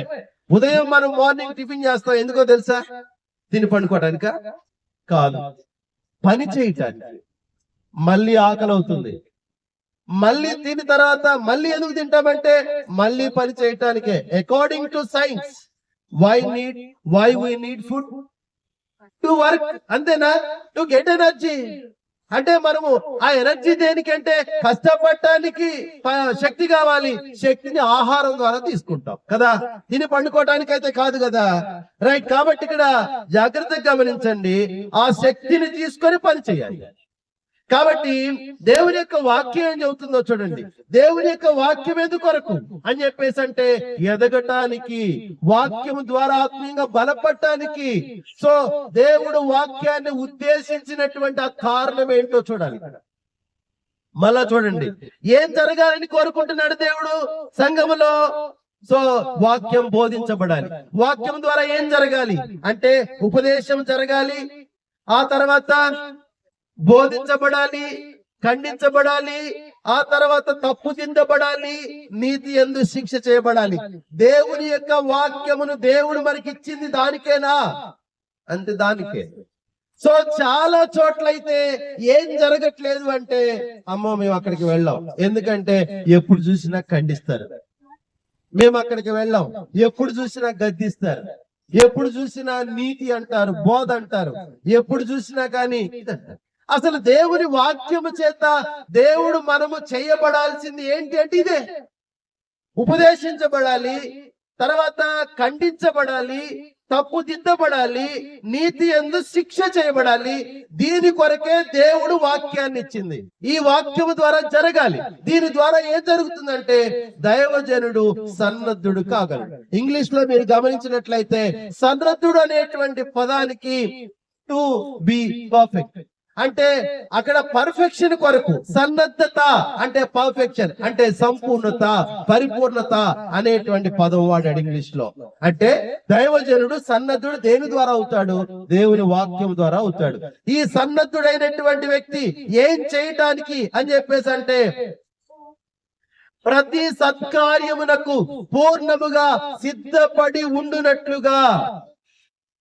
అంటే సన్నద్ధుడైనటువంటి ప్రతి వ్యక్తి నుండి దేవుడు ఏం కోరుకుంటున్నాడంటే ప్రతి సత్కార్యమునకు పూర్ణముగా సిద్ధపడి ఉండటాన్ని కోరుకుంటున్నాడు ప్రతి క్రైస్తవుడి నుండి. అంటే దైవజనుడు ఎప్పుడైతే సన్నద్ధుడు కాడో ఏ సత్కార్యము అతని నుండి చేతగాదు, అతడు చేయలేడు. మరి ఇతడు సన్నద్ధుడు ఎలా కాగలడు? దేవుని వాక్యం చేత. దేవుని వాక్యం చేత ఎలా కాగలడు? ఈ దేవుని యొక్క వాక్యం అతన్ని ఖండించాలి, దేవుని యొక్క వాక్యం అతన్ని గద్దించాలి, దేవుని వాక్యం అతన్ని నీతి యందు శిక్ష చేయాలి, దేవుని యొక్క వాక్యం అతని యొక్క తప్పును దిద్దాలి. దిద్దుబాటు జరుగుతుందా సంఘములో? ఖండించబడుతున్నదా? వాక్యం చేత మనం ఖండించబడుతున్నామా? సో బైబిల్ పట్టుకొని ఆరాధనకి వెళ్ళేటువంటి సమయంలోనే, అంటే ఆరాధనకి వచ్చేటువంటి ఆ వ్యక్తి దేనికి రెడీగా రావాలో తెలుసా? ఈ రోజు దేవుని యొక్క వాక్యం చేత నేను దిద్దబడాలి, అంతేనా? ఆ ఉద్దేశంతోనే రావాలా?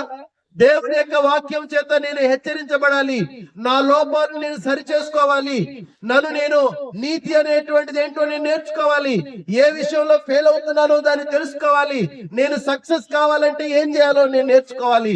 దేవుని యొక్క వాక్యం దాన్ని నేర్పుతుంది, దేవుని యొక్క వాక్యం ద్వారా నేను దాన్ని పొందాలి. దాని కొరకే నేను దేవుని సన్నిధికి వెళ్ళాలి. నేను దేవుని సన్నిధికి నన్ను నేను సంతోష పెట్టడానికి కాదు, పెట్టుకోవడానికి కాదు వెళ్ళేది. ఎవరిని సంతోష పెట్టుకోవడానికి? దేవుని సన్నిధికి వెళ్ళేటువంటి వాళ్ళు ఎవరమైనా సరే దేవుని సంతోష పెట్టడానికి వెళ్ళేది. దేవుని మనం స్తుతించామా? పాటల ద్వారా, ఆ స్తుతి మహిమ ఎవరిని సంతోషపెట్టడానికి? మనల్ని మనమా? దేవుణ్ణి. ఈ రోజు మనం దేవుని యొక్క వాక్యాన్ని నేర్చుకుంటున్నాం. ఇదిగో దేవుడు ఇలా కోరుకుంటున్నాడు. దేవుడు మనం ఆత్మీయంగా బలపడాలని కోరుకుంటున్నాడు. ప్రతిదినం ఎదగాలని కోరుకుంటున్నాడు. మనం క్రీస్తు వలె సంపూర్ణత సాధించాలని కోరుకుంటున్నాడు అని మనం నేర్చుకుంటున్నాం కదా. ఇది కూడా ఎవరి కొరకు అంటే దేవుని కొరకే, దేవుని సంతోష పెట్టుట కొరకే, మన సంతోష పెట్టు కొరకు కాదు. So church is nothing but an institute. అంటే సంఘము అనేటువంటిది ఒక పాఠశాల లాంటిది, బోధింపబడేటువంటి ఒక బోధనశాల. ఇక్కడ ఏం జరుగుతుంది అని చెప్పేసి అంటే how to live as a Christian. మనము క్రైస్తవులుగా ఈ లోకంలో ఎలా జీవించాలో నేర్చుకోవడానికి వస్తాం, బోధింపబడటానికి వస్తాం. అన్ని తెలిసినటువంటి వాడికైతే ఇక్కడికి రావాల్సిన అవసరము లేదు. అన్ని తెలిసినటువంటి వాడికి ఇక్కడికి రావాల్సినటువంటి అవసరం లేదు. ఈ రోజు మనం ఇక్కడికి ఎందుకు వస్తున్నాము అని చెప్పేసి అంటే మనము చేసేటువంటి పొరపాట్లు సరి చేసుకోవడానికి వస్తున్నాం. ఇంకా పరిపూర్ణమైనటువంటి క్రైస్తవుడిగా మనం మార్చుకోవాలో తెలుసుకోవడానికి మనం వస్తున్నాం. This is the place of learning. ఇది మనం నేర్చుకునేటువంటి స్థలం. ఇది పోయి ప్రార్థన చేసుకొని వద్దాం, పోయి 2 పాటలు పాడొద్దాం, లేకపోతే పోయి ఒక 10 రూపాయలు వేసి వద్దాం, దేవునికి ఇచ్చొద్దాం, లేకపోతే ప్రభులలో పాలు పొందిపోద్దాం. ఈ కారణాలు కాదు. వీటన్నిటి ద్వారా మనము క్షేమాభివృద్ధి పొందాలి. క్షేమాభివృద్ధి అనేటువంటిది అవర్ అల్టిమేట్ గోల్. దేవుడు ఉద్దేశించింది అదే. కానుకల ద్వారా క్షేమాభివృద్ధి, ప్రభురాత్రి భోజనం ద్వారా క్షేమాభివృద్ధి, మనం పాడిన పాట ద్వారా క్షేమాభివృద్ధి, వాక్యం ద్వారా క్షేమాభివృద్ధి. సో మనం ఇక్కడ జరిగేటువంటి ప్రతి కార్యక్రమం ద్వారా క్షేమాభివృద్ధి పొందాలి అనేటువంటిది దేవుని యొక్క ఉద్దేశము. జరుగుతుందా? అది జరగాలని కోరుకుంటున్నాడు. మనం ఆత్మీయముగా బలపడుతున్నామా? ఆలోచన చేయాలి నా ప్రియమైన సహోదరి సహోదరులారా. మనము దేవుని సన్నిధికి వచ్చేటప్పుడు నేను ఈ రోజు నేర్చుకునేటువంటి విషయాల ద్వారా కొంత ఆత్మీయంగా బలపడాలి. మీరు ఎప్పుడైనా మొక్కను నాటారా? ఆ మొక్కకు ప్రతిరోజు నీళ్లు పోసారా? అది ఎంతవరకు ఎదిగిందని చెప్పి చూస్తూ పోతారా? నిజమా కదా? ప్రతిరోజు దాని యొక్క ఎదుగుదలను కోరుకుంటామా? ప్రతిరోజు చూస్తాం, ప్రతిరోజు నీళ్లు పోస్తాం. సో మీరు గమనించండి, అపోస్తలుడైనటువంటి పౌలు కొరింథీయులకు పత్రిక రాస్తూ నేను నాటితిని, అపోల్లో నీళ్లు పోసెను. ఎవరి గురించి మాట్లాడుతున్నాడు? కొరింథీయుల గురించి మాట్లాడుతున్నాడు. నేను నాటితిని, అపోల్లో నీళ్లు పోసెను అంటున్నాడు. మనము మొక్కలము, మనము నాటబడ్డాము క్రీస్తులో. ప్రతిరోజు ఎదగాలి, అది మహావృక్షం కావాలి, దేవునికి అనుకూలమైనటువంటి ఫలములు ఫలించాలని దేవుడు ఎదురు చూస్తున్నాడు. ఫలములు ఫలించినటువంటి ఏ తీగనైనా సరే తీసి ఆయన పడవేస్తానని చెప్పేసి అంటున్నాడు. అంజూరపు చెట్టును గుర్చినటువంటి ఉపమానాన్ని మనం చదువుకుంటున్నామా లేదా? అంజూరపు చెట్టు ఒకటి నాటబడెను. ఒక యజమానుడు ఆ యొక్క అంజూరపు చెట్టున పండ్లు వెతకడానికి వచ్చినప్పుడు దానిలో అతనికి ఏ పండ్లు కూడా దొరకలేదట. ఆ సమయంలో యజమానుడు దాన్ని నరికివేయాలనుకున్నాడు. ఆ సమయంలో తోటమాలి వచ్చి, అయ్యా నాకు కొంత సమయము ఇవ్వు, కొంత సమయం ఇవ్వు, ఈ యొక్క చెట్టు ఫలించడానికి నేను ప్రయాసపడతాను, పాదు తవ్వుతాను, నీళ్లు పోస్తాను, ఎరువు వేస్తాను, కొంత సమయం ఇవ్వు అని చెప్పేసి అని అడిగాడు. ఆయన మరికొంత సమయాన్ని ఇచ్చాడట. తోటమాలి రిక్వెస్ట్ చేసినప్పుడు ఆయన మరికొంత సమయాన్ని ఆ యొక్క అంజూరపు చెట్టుకి ఎదగటానికి, ఫలములు ఫలించడానికి దేవుడిచ్చాడు. ఆ తర్వాత ఒకవేళ ఆ సమయం ఇచ్చిన తర్వాత అయినా సరే ఆ యొక్క అంజూరపు చెట్టున ఫలములు యజమానికి దొరకలేదనుకోండి, ఏం చేస్తాడు? ఇప్పుడు నరికి అగ్నిలో వేస్తాడట. ఎవరు ఆ అంజూరపు చెట్టు? మనమే. ఎవరు ఆ తోటమాలి? యేసుక్రీస్తు ప్రభు. ఆయన మన ఈ యొక్క అంజూరపు చెట్టు అనేటువంటి మనలో ఆయన ఏం వెతుకుతున్నాడు? యజమానుడు ఫలములను వెతుకుతున్నాడు. ఫలించారా? క్వశ్చన్ మీకే, క్వశ్చన్ మీకే, ఇంకెవరికో కాదు. క్వశ్చన్ మీకే. ఫలించారా? ఎన్ని సంవత్సరాలు అయింది? అదే మీరు రక్షణ పొంది ఎన్ని సంవత్సరాలు అయింది? 1, 2, 3 అవన్నీ ఇప్పుడు దాటిపోయినాయి అండి. ఎన్ని యానివర్సరీలు చేసుకున్నామో కదా, ఎప్పుడో దాటిపోయినాయి. మరి ఇప్పుడు ఎన్ని కాలం, ఎంత కాలం అయింది? పోనీ దేవుడు ఎదురు చూస్తున్నాడు, అర్థమైంది కదా. రైట్, ఒక్క ఫలమైనా, రెండైనా, పోనీ మూడైనా, ఎన్ని ఫలాలు ఉన్నాయా లేవా? ఎందుకు ఫలించలేదు? దేవుడు ఎదురు చూస్తున్నాడా? ఎస్, చూస్తున్నాడు. మరి ఫలములేయి. మరి దేవునికి కోపం వస్తుందా? వస్తుందిగా. మరి దేవుడు ఏం నిర్ణయం తీసుకుంటాడు? ఏదో ఒక కఠినమైన నిర్ణయం అయితే తీసుకుంటాడు కదా. అలాగైతే మరి దానికి నువ్వు రెడీగా ఉన్నావా? కొట్టివేయబడటానికి రెడీగా ఉన్నావా? ఇంతకాలం అయింది రక్షణ పొంది, ఫలములు లేవు. ఆయన ఎదురు చూస్తున్నాడు. చిన్న మొక్క నాటే ప్రతిరోజు నీళ్లు పోసి కింద మీద చూస్తున్నావు కదా, ఎదిగిందా, ఎదిగిందా, మొగ్గ వచ్చిందా, పువ్వు వచ్చిందా అని. ఒక రోజు ఫ్లవర్ వేసి, అంతే కదా, ఒక ప్లాంట్ వేసి, ఏదో ఒక పూల మొక్క, ఏదో పండ్ల మొక్క మీ ఇంట్లో, మీ పెరట్లో నాటి ఎదురు చూస్తూ ఉన్నాం కదా. చిన్న మొక్క, కష్టపడకుండా వేసినటువంటిది. మరి దేవుడు మన కొరకు తన కుమారుణ్ణి ఈ లోకానికి పంపించి మన కొరకు ఆయన సిలువ వేయబడినట్లుగా, తన రక్తాన్ని చిందించినట్లుగా ఇంత త్యాగం చేసినటువంటి ఆయన ఎక్కడో ఉన్నటువంటి అన్ని జిల్లాలను తీసుకొని వచ్చి యూదులకు సమానంగా, యూదులతో సహపౌరులుగా ఆయన రాజ్యంలో మనకి స్థానం ఇచ్చి ఆయన మన నుండి ఫలాలను ఎదురు చూస్తున్నాడు. ఫలములు ఫలించకపోతే రోమిలకు రాసినటువంటి పత్రికలు అంటాడు, అడవి ఒలీవ చెట్టు నువ్వు, సహజమైనటువంటి ఒలీవ చెట్టు అయినటువంటి యూదుల్నే నరికి అవతల పడేశాను, మీరెంతా అని చెప్పేసి అని అడుగుతున్నాడు. What about you and what about me? ఫలించాలా? ఖచ్చితంగానా? దేవుడు ఎదురు చూస్తున్నాడా? మరి మనము అంటే సడన్ గా ఇది ఒక రాత్రికి రాత్రే జరిగిద్దా? 2024 సంవత్సరం వెళ్ళిపోతుంది, 30 ఆ ఒక్క రోజు గంటలోనే ఫలిస్తామా? పోనీ ఆ ఒక్క క్షణంలోనే ఫలిస్తామా? ఈ ఫలములు ఫలించడం అనేటువంటిది నిత్యం జరిగేటువంటి ప్రక్రియ, ఒక రాత్రికో ఒక నెలకో జరిగేటువంటి ప్రక్రియ కాదు. జరగాలంటే ఏం జరగాలి? సంఘముగా కూడుకొనుటను మానకూడదు. సంఘముగా కూడుకున్న చోట క్షేమాభివృద్ధి పొందుటకు అవసరమైనటువంటి కార్యక్రమాలు దేవుడు ఏం జరగాలని కోరుకున్నాడో అవి ఖచ్చితంగా జరుగునట్లుగా మనము జాగ్రత్త పడాలి, చూసుకోవాలి. అటువంటి కార్యక్రమాల పట్ల ఆసక్తి కలిగి ఉండాలి. మీరు ఏ రుచికరమైనటువంటి ఆహారాన్ని వండుకొని ఎప్పుడు తినాలనేటువంటి ఆశ, ఆలోచన ఎలాగైతే ఉంటుందో, నేను ఎప్పుడు దేవుని యొక్క వాక్యాన్ని వినాలి, ఎప్పుడు నేను గద్దించబడాలి, ఎప్పుడు నేను తప్పుదిద్దబడాలి, ఎప్పుడు నేను ఆత్మీయంగా బలపడాలనేటువంటి ఆశ, ఆలోచన, ఆసక్తి ప్రతి దినము కూడా రోజు మనలో అది పెరుగుతూ ఉండాలి. అటువంటి ఆలోచనే మన యొక్క ఆత్మీయమైనటువంటి ఎదుగుదలకు దోహదపడుతుంది, ఉపయోగపడుతుంది. అటువంటి ఆసక్తి లేకపోతే ఉన్నట్టుగానే ఉంటాం. ఎక్కడ వేసిన గొంగడి అక్కడే ఉన్నట్టుగా మన జీవితాలు ఉంటాయి. అలాంటి ఆసక్తి లేకపోతే మీ పిల్లలు ఎదగకుండా 15 సంవత్సరాల పిల్లవాడు 5 సంవత్సరాల పిల్లవాడు ఎంత హైట్ లో ఉంటాడో అలాగే ఉంటే, వారి శరీరం అలాగే ఉంటే, మా అయ్య ఇలాగే ఉండాలని ఆయన నువ్వు ఎప్పుడు ఆయన కోరుకుంటారా? నో. వెంటనే డాక్టర్ దగ్గరికి తీసుకుని వెళ్తాడు. వీళ్ళలో ఏదో లోపం ఉంది సార్ చూడండి అంటే. ఎస్, దేవుడు మనల్ని కూడా అలాగే ఆలోచన చేస్తున్నాడు. 5 సంవత్సరాలైంది, 10 సంవత్సరాలైంది, మనలో ఏ ఫలములు లేవు, మరుగుజ్జుల్లాగా ఉన్నాం. నేను మాట్లాడింది తప్ప? ఫలములేమి లేవు, అలాగే ఉన్నాం. ఎదుగులేదు, పొదుగులేదు, అలాగే ఉన్నాం. దేవుడు బాధపడతాడా? బాధపడ్డా? పోనీ మీరు సంతోషంగా ఉంటారా మీ పిల్లల విషయంలో?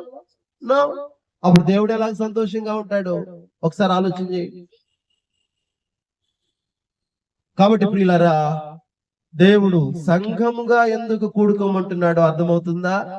ఇక్కడ హెచ్చరిక ఉంటుంది, ఆదరణ ఉంటుంది, ప్రేమ చూపుట, సత్కార్యములు చేయుట, బోధింపబడుట, తప్పుదిద్దబడుట, గద్దించబడుట, నీతి యందు శిక్ష చేయబడుట, ఈ కార్యక్రమాలన్నిటి ద్వారా క్షేమాభివృద్ధి జరుగుతుంది. క్షేమాభివృద్ధి అంటే ఆత్మ సంబంధమైనటువంటి ఎదుగుదల. దీన్ని బట్టి పరిశుద్ధులు ఏమవుతారంటే సంపూర్ణులవుతారు. ఎవరి వలె అంటే క్రీస్తు వలె. ఈ కార్యక్రమము జరగాలి అని దేవుడు కోరుకుంటున్నాడు. దీన్ని రోమిలకు రాసినటువంటి పత్రిక 12వ అధ్యాయంలో ఏమంటాడంటే రూపాంతరము చెందాలి అంటున్నాడు. రూపాంతరం అనేటువంటిది ప్రతి దినము ప్రతి క్షణము జరిగేటువంటి ఒక ప్రక్రియ, కంటిన్యూస్ ప్రాసెస్. ఇది నిత్యమైనటువంటి క్రియ. అక్కడికి సడన్ గా జరగదు.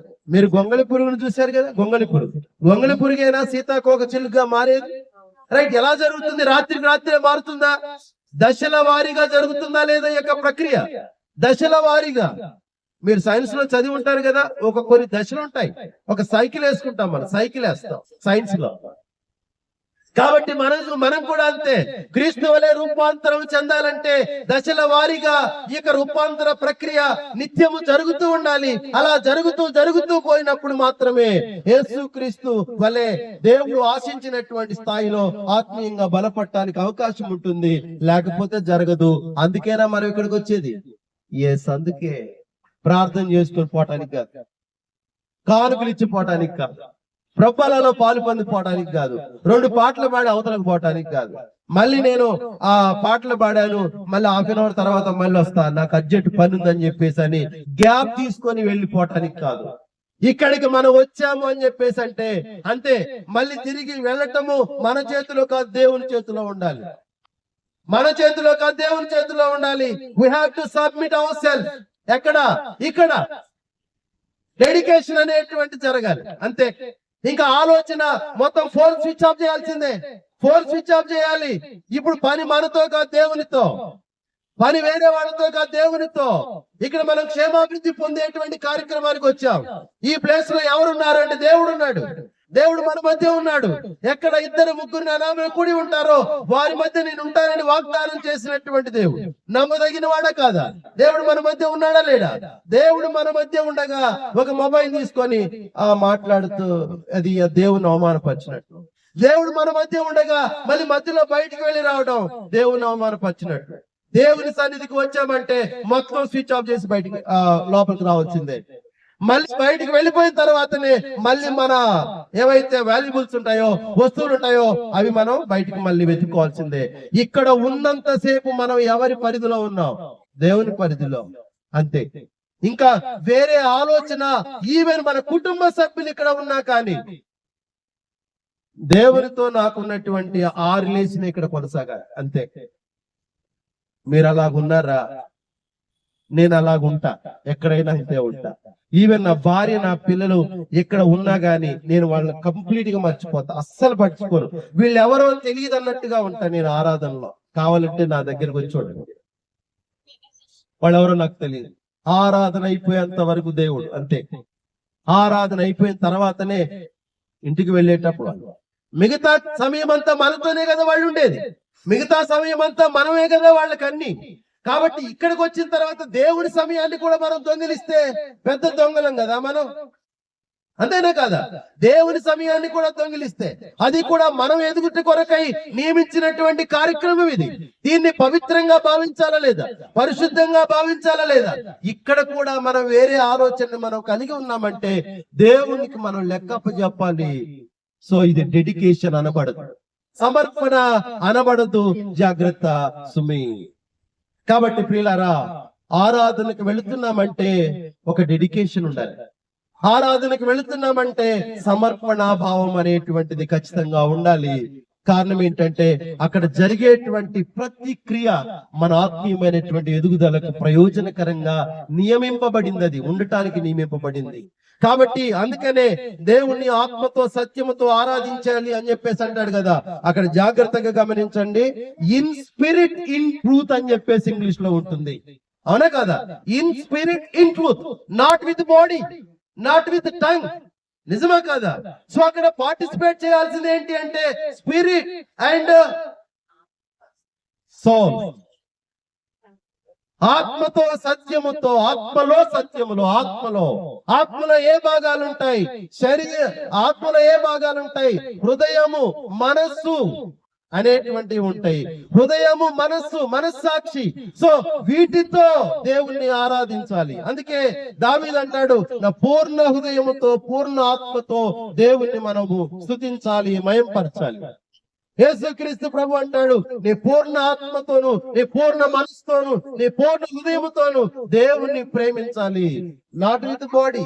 శరీరాన్ని తీసుకొని వచ్చి ఇక్కడ పెట్టావు, మనసు ఇక్కడ లేదు. Mind of side, body present అంతే. మనసు ఎక్కడో ఉంది, అది ఆరాధన కాదు. నీ ఆత్మ ఎక్కడో ఉంది, ఆలోచన ఎక్కడో ఉంది, ఆరాధన కాదది. నీ యొక్క ఆత్మ, మనసు, హృదయము ఇక్కడ ఉంటే మాత్రమే అది సంపూర్ణమైనటువంటి ఆరాధన. అదే ఆత్మతో సత్యముతో దేవుణ్ణి ఆరాధించు. కాబట్టి ప్రియులారా, దేవుడు మన ఎందుకు ఆరాధించమనడో, ఎందుకు మనం ఇక్కడ ఉన్నామో, మనం ఇక్కడికి వచ్చి ఏం చేయాలి అనేటువంటి విషయాల్లో మనకి ఒక సరైనటువంటి అవగాహన ఉండాలి. చాలా మంది బయట ఉన్నటువంటి కొంతమంది లోకస్తులకి, కొంతమందికి భక్తి అంటే ఏంటో తెలియదు, ఆరాధన అంటే ఏంటో తెలియదు, విశ్వాసం అంటే ఏంటో తెలియదు. ఒక సామెత చెబుతాను చూడండి. భక్తి చెప్పుల మీద, భక్తి శివము ఏదో అంటారు చూసారా. అంటే దేవుడి దగ్గరికి పోయి కూడా చెప్పుల దగ్గర ఆలోచన ఉంటుందట కొంతమంది. కొన్ని గుళ్ళల్లో చిత్తం శివుని మీద, భక్తి చెప్పుల మీద అని చెప్పేసి అంటారు. మీరు ఎప్పుడైనా ఆ నానుడి విన్నారో లేదు? చిత్తం శివుని మీద, భక్తి చెప్పుల మీద అంటారు. అంటే ఎప్పుడైనా కొత్త చెప్పులు వేసుకొని అక్కడ విడిచిపెట్టి లోపలికి వెళ్ళి దేవుని మొక్కుతున్నాం అనుకోండి, నిజంగా చేతులు ఇక్కడ ఉన్నాయనే గాని కొత్త చెప్పులు ఎవడన్నా తీసుకొని పోతున్నామన్నటువంటి బాధ అక్కడ ఉంటుంది. నిజమా? అంటే చాలా సార్లు ఇది ఎలా వచ్చింది అని చెప్పేసి అంటే, ఎందుకు వచ్చింది అని చెప్పేసి అంటే, మీ చిత్తం ఎక్కడ ఉందో మీ భక్తి కూడా అక్కడే ఉండాలి. మీ భక్తి ఎక్కడ ఉందో, మీరు ఎక్కడ ఉన్నారో మీ మనసు కూడా అక్కడే ఉండాలి అనే దానికోసం వచ్చింది. అందుకే పౌలు అంటాడు, నేను మనసుతో పాడుదును, ఆత్మతో పాడుదును. నేను మనస్సుతో ప్రార్థన చేతును, ఆత్మతో ప్రార్థన చేతును అన్నాడు. మరి మనం కూడా మనసు, ఆత్మ ఇక్కడే ఉన్నాయా? మన ఆలోచన ఎక్కడ ఉంది? ఎందుకు మనం ఆత్మీయంగా బలపడట్లేదు? ఒకసారి ఆలోచించారు. కాబట్టి హెబ్రీలకు దేవుడు చెప్పింది ఏంటంటే, కొందరు మానుకొనుచున్నట్టుగా సమాజముగా కూట మానవు. సమాజముగా కూట వెనుక దేవుని యొక్క ఆలోచన ఏంటంటే, మనము క్రీస్తు వలె రూపాంతరము చెందేటువంటి ప్రక్రియ ఇక్కడే జరుగుతుంది. దీంట్లో నా ఇన్వాల్వ్మెంట్ ఉండాలి. నా ఇన్వాల్వ్మెంట్ అంటే నా బాడీ ఇన్వాల్వ్మెంట్ కాదు, నా మైండ్ అండ్ సోల్ ఇన్వాల్వ్మెంట్ ఉండాలి. నా యొక్క స్పిరిట్ ఇన్వాల్వ్మెంట్ ఉండాలి. ఇక్కడ ఏం జరుగుతున్నటువంటి కార్యక్రమం అనే కాన్సన్ట్రేషన్ దాని మీద ఉండాలి. అప్పుడు నేను ఎదుగుతాను, ఆత్మీయంగా బలపడతాను. కాబట్టి ప్రియులారా, చెబుతున్నటువంటి విషయాలు, చెప్పినటువంటి విషయాలు మీకు అర్థమైనని నేను అనుకుంటున్నాను. అర్థం కాకపోతే నేను చేసేది ఏం లేదు. కానీ ఖచ్చితంగా మన చిత్తం కాదు ఇక్కడికి రావడం, మన ఆలోచన కాదు, మన ఇష్టం నెరవేర్చుకోవడానికి కాదు ఇక్కడికి వచ్చింది. దేవుని చిత్తం మన విషయంలో ఏదైతే ఉందో అది నెరవేర్చబడాలి. అది దేవునికి మహిమ. అందుకే యేసుక్రీస్తు ప్రభు యోహాను సువార్తలో ఏమంటాడంటే, చేయుటకు నీవు నాకు అప్పగించినటువంటి పనిని సంపూర్ణము చేసి నిన్ను నేను మహింపరిచాను అని చెప్పేసి అంటాడు. అంటే దేవుణ్ణి మహింపరచడం అంటే, దేవుడు ఏదైతే పనిని అప్పగించాడో ఆ పనిని పూర్తి చేయటమే దేవుణ్ణి మహింపరచడం అంతే. సో ఈ రోజు మనము నిజముగా హృదయపూర్వకంగా దేవుణ్ణి మహింపరుస్తున్నామా? మన విషయంలో దేవుని చిత్తం ఏదైతే ఉందో అది నెరవేరుస్తున్నామా? లేకపోతే ఫార్మాలిటీగా అలా వెళ్ళి కాసేపు కూర్చొని వద్దాం అని చెప్పేసి మనం అనుకుంటున్నామా?